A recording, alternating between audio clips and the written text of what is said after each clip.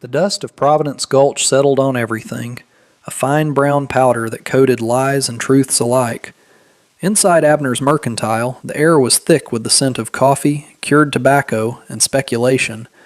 The talk always turned to Corbin, the man who lived so high in the granite teeth of the mountains that the town considered him more myth than neighbor. The myth had a cruel punchline, a name they'd given him in low whispers over cracker barrels and poker hands.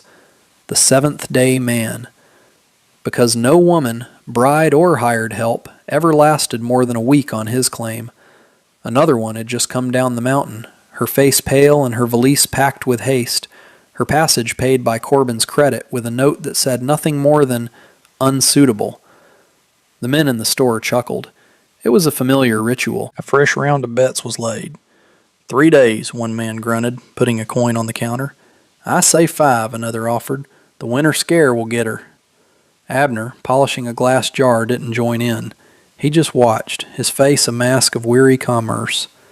He was the one who arranged the passages, who took Corbin's money and sent for the women who answered the advertisements. He knew the stories were mostly smoke. Corbin wasn't a monster. He was just unforgiving, like the mountain he lived on. The place demanded a toll most people weren't willing to pay. This time, however, the arrangement was different. The news had trickled down from the freight agent. The next one wasn't a farmer's daughter from back east looking for a husband. She was Chinese, brought over on a labor contract that had been sold and resold until her value was nothing. She was being given to Corbin to settle a debt owed by a failing mining company. Free. The word hung in the air, ugly and sharp. It changed the nature of the bet. She wasn't a hopeful bride. She was cargo. She had nowhere to run back to. The men saw it as a guarantee Corbin would finally have a woman who would stick, whether she wanted to or not. They didn't see the girl. They saw a solution to a stubborn local problem. Corbin felt the silence of his homestead not as peace, but as a weight. It pressed on his ribs, a constant, dull ache that had started the day he buried Clara. The cabin they had built together was a fortress of solitude. Every beam, every floorboard was a monument to a partnership that had been stolen by a fever. He was competent. His hands knew the language of wood, stone, and steel. He could track a deer for 2 days, reset a dislocated shoulder, and predict a snowstorm by the ache in his bones. He could survive. But survival had become a bitter, solitary loop of work and exhaustion. He didn't want a wife to replace Clara. That was impossible. He wanted a partner, someone to share the relentless burden of living, someone to work the other end of a 2-man saw, to keep the fire going while he skinned a buck, to simply make a sound in the oppressive quiet. The women Abner sent were looking for something else. They arrived with trunks full of lace and expectations, dreaming of a gentle life. They saw the hard-packed dirt floor and the lack of a parlor, and their faces fell. They felt the bite of the wind and shrank from it. They lasted until the first real task, gutting a fish, splitting kindling, mending a torn canvas tarp. They would weep or rage or simply grow silent and distant, and by the 6th day their bags would be packed. He never laid a hand on them, never raised his voice. He simply stated the work that needed doing, and when they refused, he knew it was over. He would write the note, unsuitable, and take them back to town. Each failure was a fresh layer of grief, a confirmation of his isolation. He looked at Clara's locked cedar chest, its surface smooth under his calloused fingers. Inside was the life he had lost. Now he prepared for the trip down the mountain again, a grim duty. He needed help. The loneliness was a predator, circling closer each winter. He would try one more time. He owed it to the memory of the home this place was supposed to be. He didn't meet her on a public platform. Abner led him to a small, dim storage room behind the Mercantile, smelling of burlap and dried beans. She was sitting on a crate, perfectly still. She was younger than he'd expected, a girl of maybe 19. She wore a simple, high-collared dress of gray silk, a Cheong Sam he'd heard them called, that seemed impossibly out of place in the grimy storeroom. Her hair was a neat, dark coil at the nape of her neck. She didn't look up at him, but he felt her awareness, a sharp, intelligent presence in the small space. "Her name is Leanne," Abner said, his voice low, avoiding Corbin's eyes. "She speaks some English. The papers are settled." There were no papers for Corbin to sign. The transaction was already complete. He was not a groom. He was the final destination for a piece of property. Leanne rose slowly, her movements fluid and deliberate. She carried a small, cloth-wrapped bundle, her only possession. As they walked out into the main store, a hush fell. The men at the counter stopped their talk, their eyes following the strange pair. The huge, bearded mountain man and the slight, silent Chinese girl in her gray silk dress. Their stares were a physical force, a mixture of pity and cruel curiosity. Corbin ignored them. He nodded once to Abner and led Leanne outside. The journey up the mountain was long and arduous. He set a steady pace, expecting her to struggle with the incline, with the thin, cold air. She did not. She walked behind him, her steps light but sure, her focus on the path ahead. He offered her water. She took it with a small, graceful nod. He offered her a piece of dried meat. She refused with a slight shake of her head. The silence between them was absolute, broken only by the crunch of their boots on the trail and the sigh of the wind through the pines. He watched her from the corner of his eye. He was waiting for the inevitable signs of failure, the tears, the complaints, the stumbling exhaustion. But he saw none. What he saw instead was a careful, constant assessment. Her eyes missed nothing. The way he navigated the trail, the types of trees, the direction of the wind, the distant call of a hawk. She wasn't just enduring the journey. She was learning the land. When they reached the homestead, the sun was low, casting long, sharp shadows across the clearing. The cabin stood against the darkening mountainside, solid and plain. Smoke curled from its stone chimney, a welcome sign he'd banked the fire well before he left. He pushed the heavy door open and stood aside, gesturing for her to enter.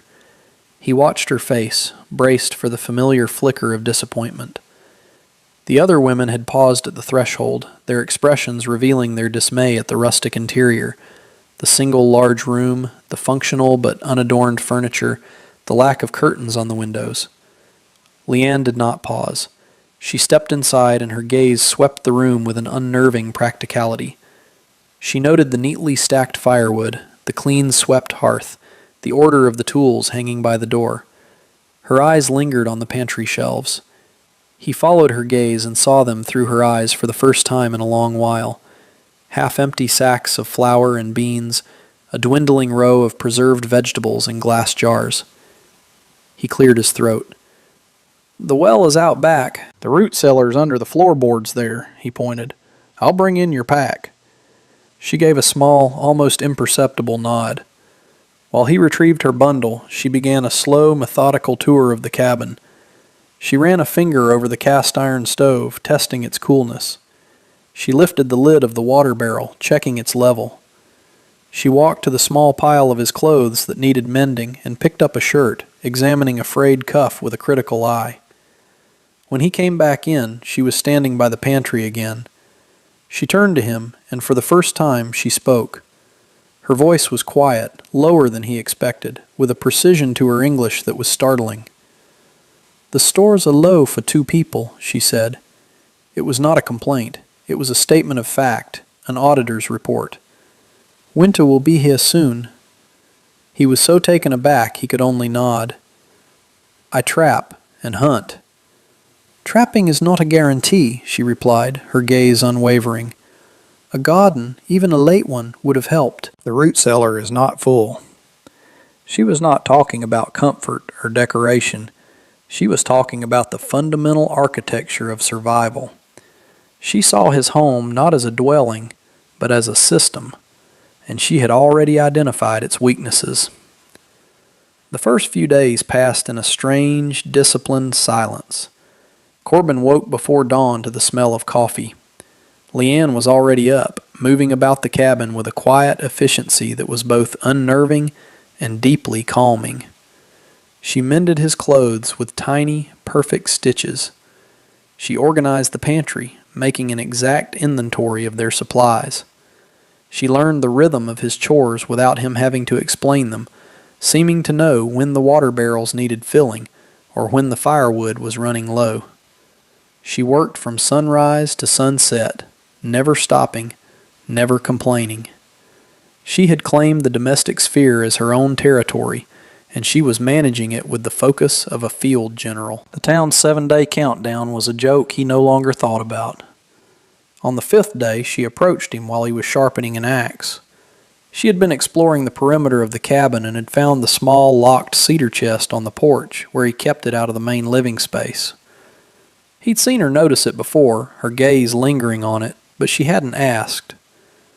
Now she stood before him, her hands clasped.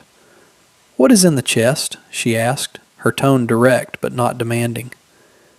He felt a familiar wall of defensiveness rise in him. Private things. Things that require work? Mending? Cleaning? He shook his head. No. She held his gaze. This place is a partnership, a system of work. A secret is a weakness in the system. If I am to be a partner here, I must understand all the parts of the work. What is kept from me is a part I cannot manage or prepare for.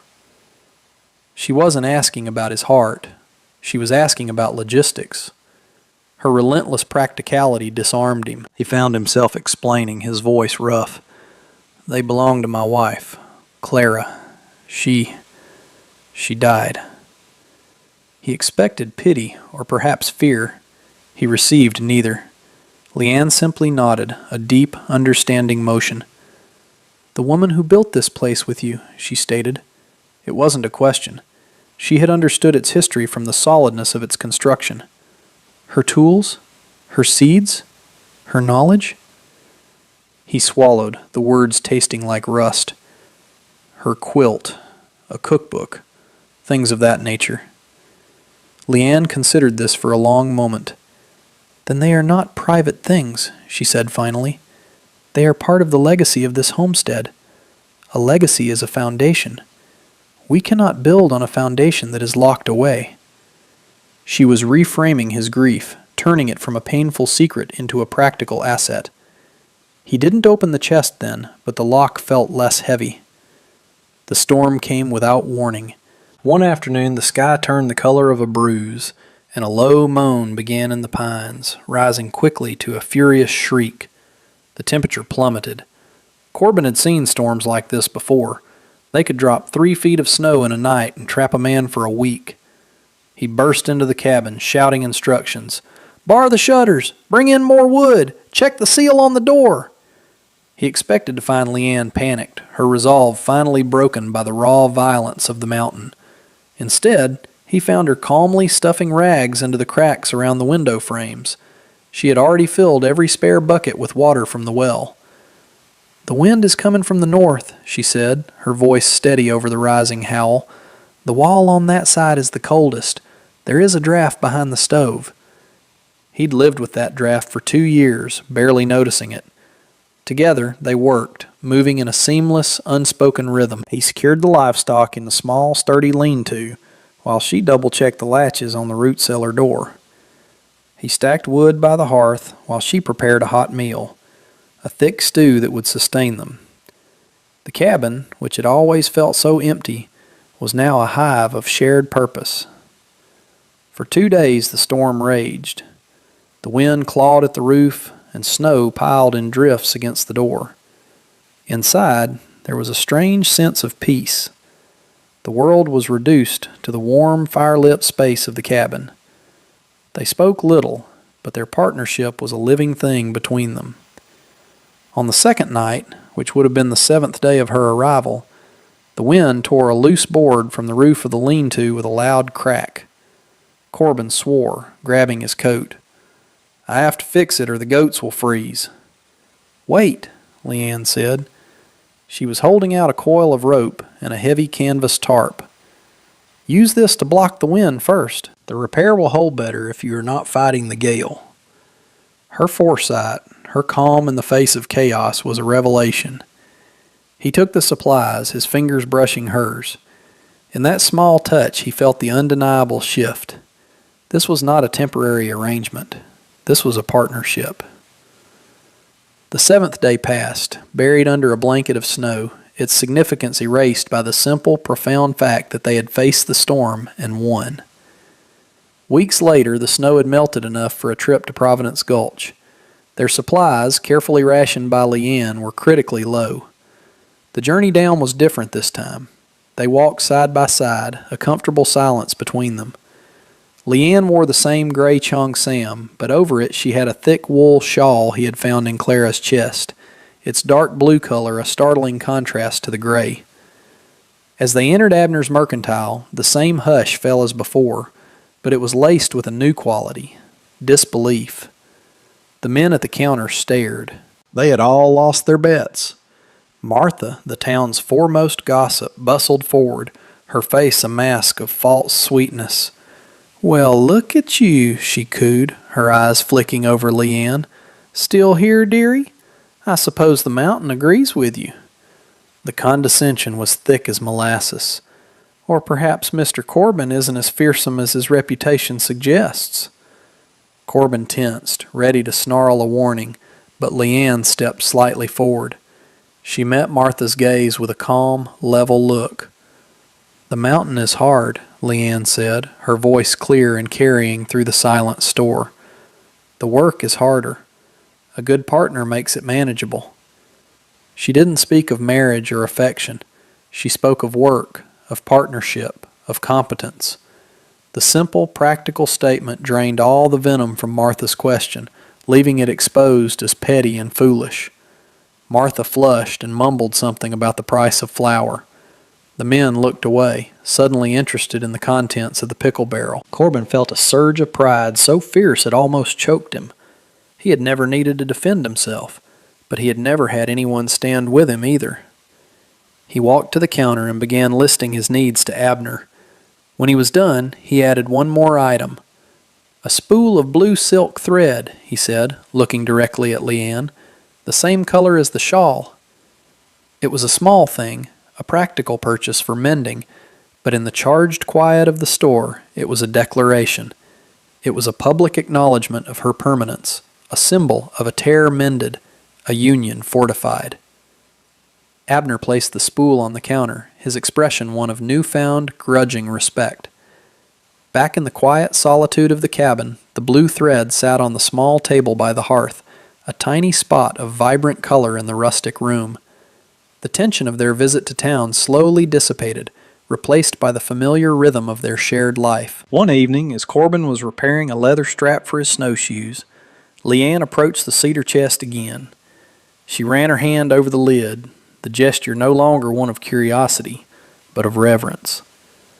"You said she had a quilt," Leanne said softly. "Was it finished?" Corbin stopped his work. He looked at her, at the quiet strength in her face, and knew that the time for locked doors was over. He retrieved the key from a hook high on the wall and opened the chest. The scent of dried lavender and cedar filled the air. Inside, nestled in linen, were Clara's things. He lifted them out, one by one. There was a cookbook, its pages softened and stained from use. There were bundles of letters tied with a faded ribbon, and at the bottom there was the quilt. It was a beautiful, intricate pattern of stars, half completed. The colors were rich, the stitches perfect. The other women who had seen the chest's contents had reacted with jealousy or discomfort, suggesting he burn it all, that he erase the ghost of the woman who came before them. Leanne's reaction was different. She lifted the quilt with infinite care, spreading it out on the table. She traced the lines of the unfinished stars with her finger. She didn't see a rival. She saw a legacy. "She was a fine seamstress," Leanne murmured, her voice full of genuine admiration. "This pattern is very difficult." She looked through the rest of the chest and found Clara's sewing basket, filled with scraps of fabric that matched the quilt. For the next several evenings, she did not work on mending Corbin's shirts. Instead, she sat by the fire, the quilt spread across her lap, and began to work. She did not try to change the pattern or mimic Clara's stitches exactly. She added her own, small and neat, her blue thread a subtle but distinct addition. She was not replacing the work of the past. She was completing it.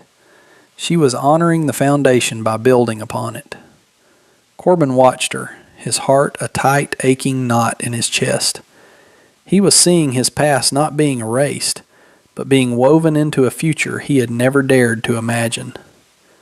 The seasons turned. The harsh bite of winter softened into the tentative thaw of spring. The homestead was transformed. Under Leanne's guidance, it was no longer just a place of survival. It was a place of strategic abundance.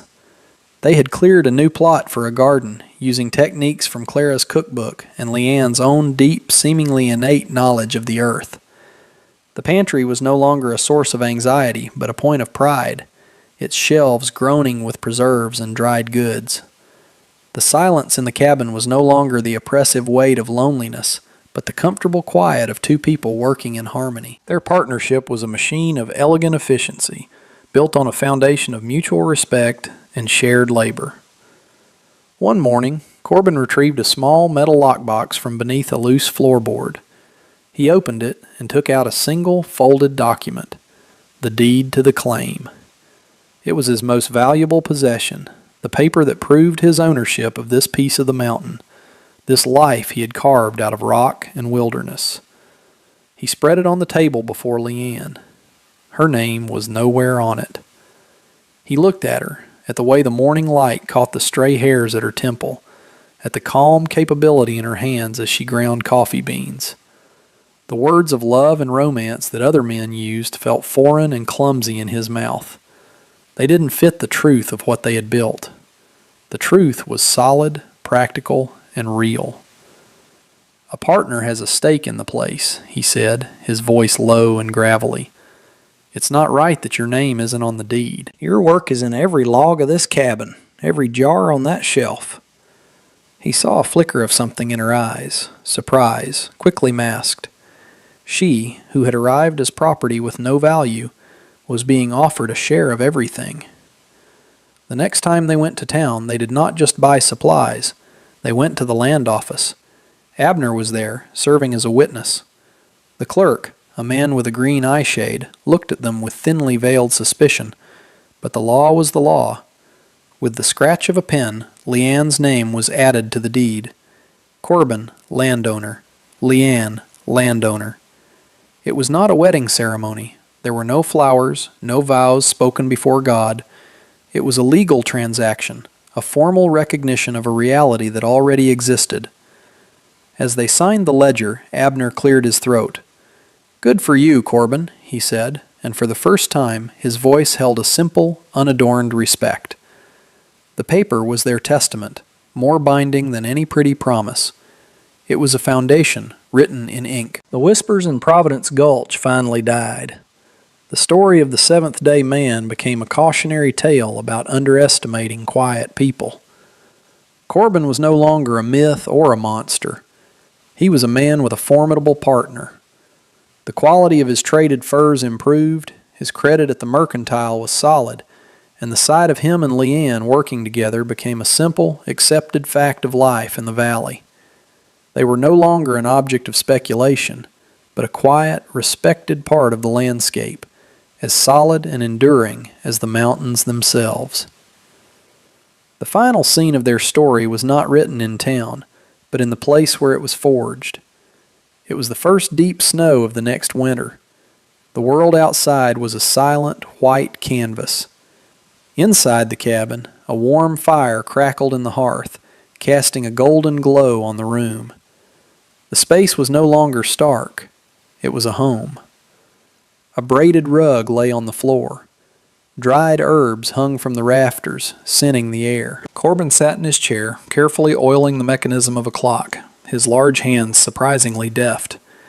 Leanne sat opposite him, a small lantern by her side, putting the final stitches into the border of Clara's quilt. The blue thread, her thread, was woven into the very edge, binding all the work together, Clara's beginning and her own conclusion.